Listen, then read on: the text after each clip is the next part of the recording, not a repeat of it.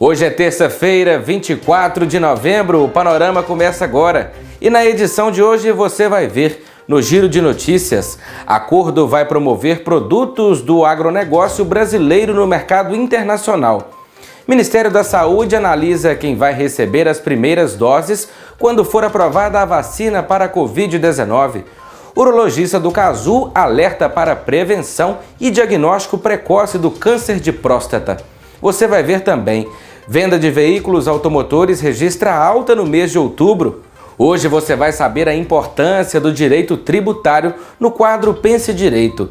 E vamos falar ainda sobre uma data expressiva para o comércio. A Black Friday deste ano acontece com algumas mudanças. Fique ligado, o Panorama está no ar. Aumentar a participação das cooperativas brasileiras no mercado internacional. Essa é a meta de um acordo de cooperação técnica assinado entre a Apex Brasil e o Sistema OCB. Estamos querendo atuar com frutas e produtos da Amazônia, produzidos nas agroflorestas, produtos com valor agregado diferente. Promoveremos oportunidades de negócios internacionais, conectando as cooperativas com compradores internacionais, por meio de uma gama de ações, como rodadas de negócios, feiras e missões, conferindo todo o suporte e preparação necessário. Com isso, a gente vai trazer de volta, mais qualidade, enfim, o que é que nós podemos fazer mais para promover e gerar renda aqui para os nossos pequenos produtores e para as nossas pequenas cooperativas. Desde setembro, o Ministério da Saúde trabalha em uma estratégia para vacinação contra a Covid-19, junto com um grupo técnico de especialistas. É esse o plano que irá definir qual será a estratégia usada para vacinar a população no Brasil.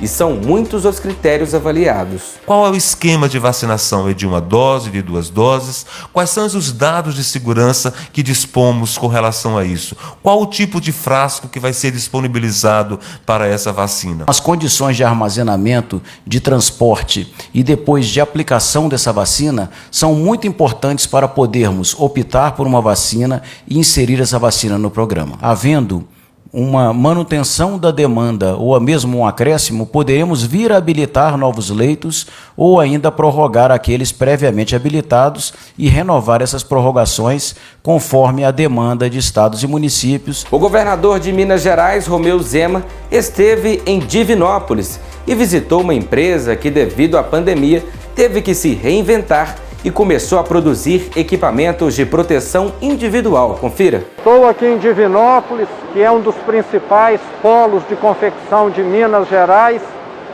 na empresa Drazo, que se reinventou totalmente durante a pandemia.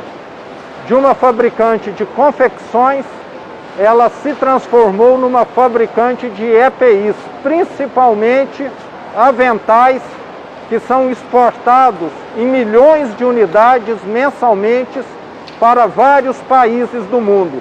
Isso demonstra que Minas Gerais, o Brasil, tem competitividade. Esse é o exemplo aqui desta empresa. O câncer de próstata é a segunda causa de morte pela doença entre homens no Brasil, chegando a 14 mil óbitos por ano. Visitar regularmente o médico e observar os sinais e sintomas são atitudes fundamentais para o diagnóstico precoce. No quadro Minuto Saúde do Cazu, Hospital Irmã Denise, o urologista Macmillan alerta para a importância dos exames de prevenção e diagnóstico precoce do câncer de próstata. O grande erro do homem é achar que, para ele fazer a avaliação da prevenção da próstata, ele tem algum sintoma. É errado quem pensa assim. Normalmente o câncer de próstata, na fase inicial, ele não dá sintoma algum. Esses sintomas que a pessoa sente, como se sente quando está com dificuldade para urinar, normalmente não tem muito a ver com o câncer de próstata. Tem que ver com aquela doença que não é o câncer, é a doença benigna, que atua fechando o canal. O câncer de próstata começa com um carocinho, um nódulozinho na próstata, que vai manifestar alguma alteração quando ele tiver com 3, 4, 5 ou mais anos de evolução. Então, faça a sua prevenção para evitar justamente que você apareçam sintomas já numa fase avançada, tá ok? Abraço. A venda de veículos automotores teve alta em outubro. É o 6º mês seguido de melhora no índice e o melhor resultado do ano para o setor no país. Veja mais detalhes sobre o assunto nesta reportagem. A venda de veículos novos registrou alta de 1,42% em outubro em comparação com o mês anterior. Segundo dados da Federação Nacional da Distribuição de Veículos Automotores, foram comercializadas 332.888 unidades em outubro e 328.221 em setembro. Esse foi o 6º mês seguido de alta nas vendas e o melhor resultado do ano até o momento. Já na comparação com outubro de 2019, a retração foi de 9,44%. Os números se referem a todos os segmentos automotivos somados: comerciais leves, caminhões, ônibus, motocicletas, implementos rodoviários, automóveis e outros. Esperamos um pouco aí, né, essa crise de sobe e desce da pandemia. A gente não sabia como que ficava, cliente saindo, entrando, mas acabou que agora para a gente é um momento de certeza. A gente conseguiu realmente realizar o sonho que a gente esperou um tempo bom aí para estar realizando e acabou que deu certo. Mas se os números mensais têm despertado otimismo no mercado, o mesmo não se pode dizer do levantamento anual. No acumulado do ano, de janeiro a outubro de 2020, cerca de 2.465.000 veículos novos foram vendidos, o que representa uma retração de 25% sobre o mesmo período de 2019, quando foram comercializados cerca de 3.319.000 veículos. Porém, o mercado vem gradativamente retomando bons patamares de venda. Em outubro, houve ainda o maior volume de emplacamentos de 2020, de acordo com dados da FenaBrave. Um crescimento muito bom em relação às vendas e os consumidores estão aproveitando porque nesse momento as montadoras, a concessionária, os planos de financiamento da nossa montadora estão contribuindo muito para que o consumidor faça um bom negócio. Assim a gente continua de portas abertas, fazendo bons negócios e, logicamente, respeitando aí o momento que a gente está passando e dentro das limitações que a gente precisa seguir. A gente espera que essa retomada ela não cesse, né? Que a gente possa continuar trabalhando e fazendo o nosso negócio deslanchar. Existe um segmento do direito que define como serão cobrados dos cidadãos os tributos e outras obrigações para gerar receita para o país. Entenda um pouco mais sobre o direito tributário com o advogado Lucas Cota Ramos. Acompanhe. Dando sequência nessa série sobre o estudo das áreas do direito, nós já vimos que o direito constitucional é o ramo do direito que cria o Estado, enquanto o direito administrativo é o ramo do direito que coloca essa máquina do Estado em funcionamento. E agora, percebemos que o direito tributário é o ramo que operacionaliza os meios pelos quais o Estado vai, entre aspas, se alimentar. Explicando de maneira bem lúdica, bem abstrata, o tributo é a fonte de alimentos, a fonte de recursos do Estado. Não existe Estado sem tributo. O Estado, por essência e por definição, tem que tributar para poder se manter. E as formas para que isso aconteça são estudadas pelo direito tributário, que começa, por exemplo, diferenciando as categorias diferentes de tributos, o que são impostos, o que são taxas, o que são contribuições de melhoria, o que são empréstimos compulsórios, o que são contribuições especiais. Passa pelo estudo também dos princípios do direito tributário, princípio da irretroatividade e anterioridade da lei tributária. Será que pode um governante criar um tributo hoje e cobrá-lo amanhã? Ou será que tem um tempo para que isso aconteça?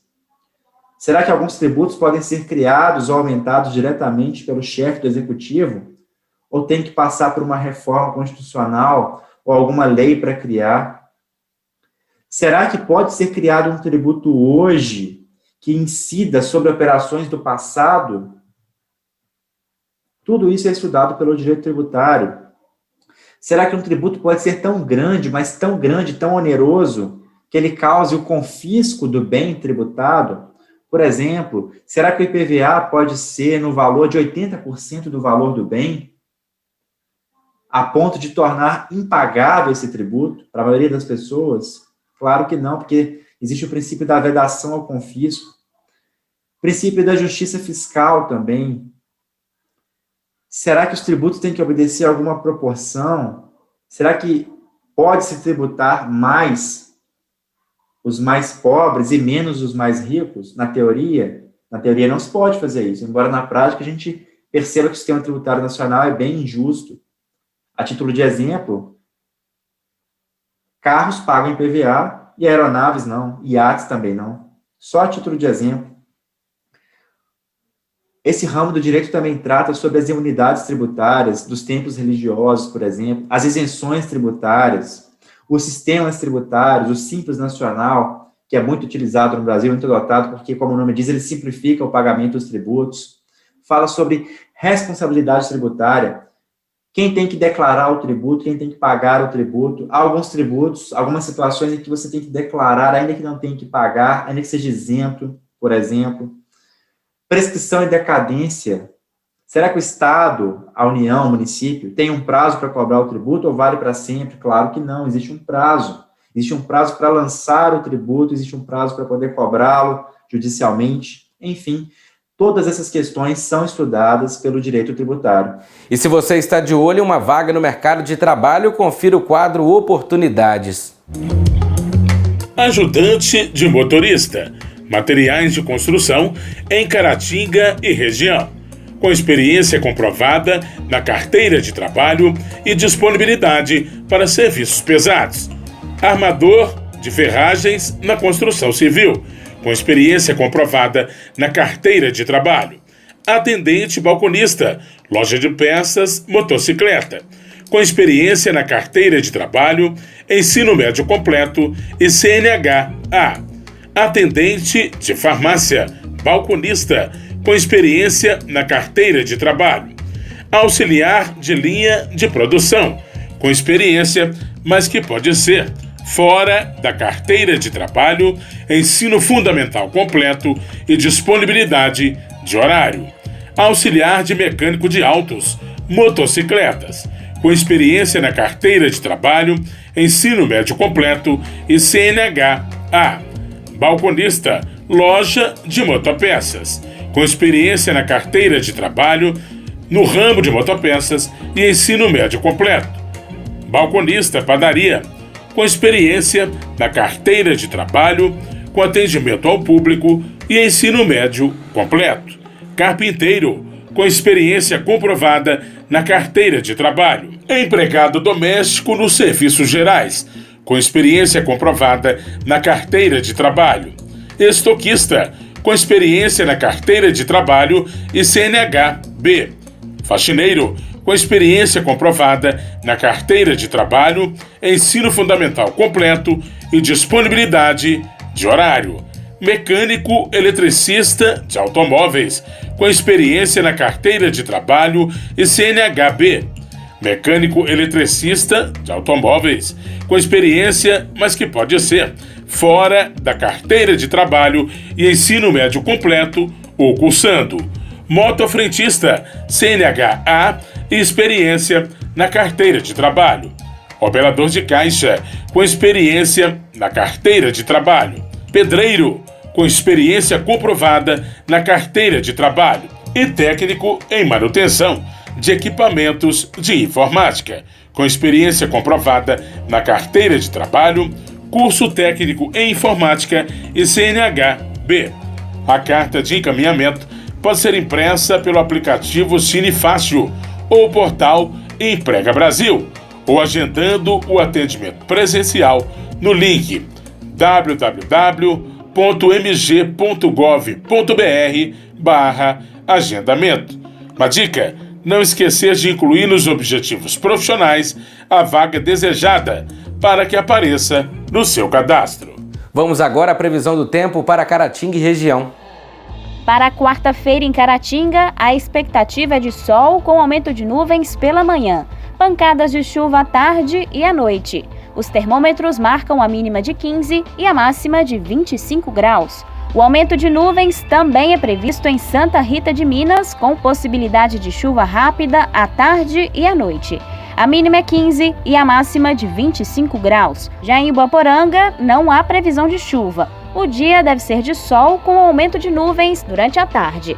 A temperatura varia entre 17 e 26 graus. Planejada sempre para a última sexta-feira do mês de novembro, a Black Friday vem se tornando a cada ano um dos grandes momentos para o comércio brasileiro. Importada dos Estados Unidos, ela chegou ao Brasil em 2010. Com o passar do tempo, o faturamento comercial desta data foi aumentando e mais setores foram aderindo. Originalmente, um dos principais objetivos é dar vazão ao estoque para iniciar as vendas de fim de ano. A aposta da Black Friday de 2020 é no mercado online.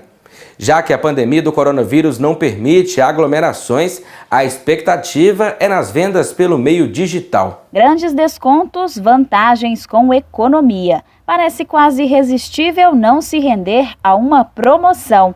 Mas 2020 tem sido um ano diferente em vários aspectos, incluindo o mercado de compras. De acordo com a Receita Federal, o volume de vendas no comércio eletrônico tem aumentado nos últimos meses. De março a setembro, o faturamento digital cresceu 45% comparado ao mesmo período do ano passado. E essa é a grande aposta dos comerciantes. Com as mudanças de hábitos impostas pela pandemia, as compras online ganharam mais força. Além disso, os descontos devem se estender ao longo do mês. Mas, independente da modalidade de aquisição, é importante ficar atento para não cair em tentações e fazer compromissos que não podem ser cumpridos. Vamos encarar os fatos. Para investir, você precisa ter dinheiro. E a gente sabe que dinheiro não é infinito, ou seja, a gente tem que fazer escolhas, a gente tem que priorizar. O que a gente realmente quer, dedica o dinheiro para aquilo. O que não é tão necessário, bom, vai ficar para um outro momento. Logo, é hora de prestar muita atenção, porque estamos no período das tentações. Black Friday, Black Week, Black de tudo quanto é jeito, inclusive fora de hora, martelando na cabeça da gente que promoções inacreditáveis, que você não pode ficar de fora, mas a gente tem que ficar atento para ver se não está correndo em direção às compras, simplesmente porque está indo atrás da manada da Black Friday. O comércio digital vem com algumas praticidades. Por exemplo, acompanhar de forma mais objetiva o histórico dos preços antes de comprar. Se você já vem monitorando preços, acompanhando e tudo mais, você vai ter mais instrumentos, mais dados para fazer a comparação e bater o martelo. Bom, isso aqui vale a pena. Olha, aqui de verdade tem um desconto de 50%. Então, eu estou precisando, ou eu quero, seja como for. Então, eu vou comprar porque é verdade, eu vou levar uma vantagem. Mas se você não vem acompanhando, olho vivo para não cair naquela que a gente brinca, né? Tudo pela metade do dobro, né? Ou seja, sem desconto nenhum. Os preços inflando antes para depois parecer que estão mais baratos. E antes de sair enchendo o carrinho virtual e clicando em comprar, fique atento ao teto de gastos para não cair em armadilhas. Coloque no mínimo um valor máximo na sua mente. Se você quiser registrar, anotar com a data, melhor ainda, você pode consultar e verificar se está dentro do seu limite ou não. E claro, se você quiser caprichar mesmo, dá mais trabalho, existe o problema da segurança também, mas isso a gente já sabe, se você destinar um montante de dinheiro vivo para suas compras, aí é meio infalível que você vai ficar dentro do limite. Acabou o dinheiro, acabou. Não vale daí levar o cartão, né? Pronto, passo o cartão. Não. Aí você respeita que está levando apenas o dinheiro vivo. E assim vamos encerrando o panorama de hoje. Para seguir conectado com as principais notícias da atualidade, basta acessar as nossas redes sociais. Obrigado a você que nos acompanhou até aqui. Amanhã estaremos de volta com mais uma edição do Panorama. Até lá!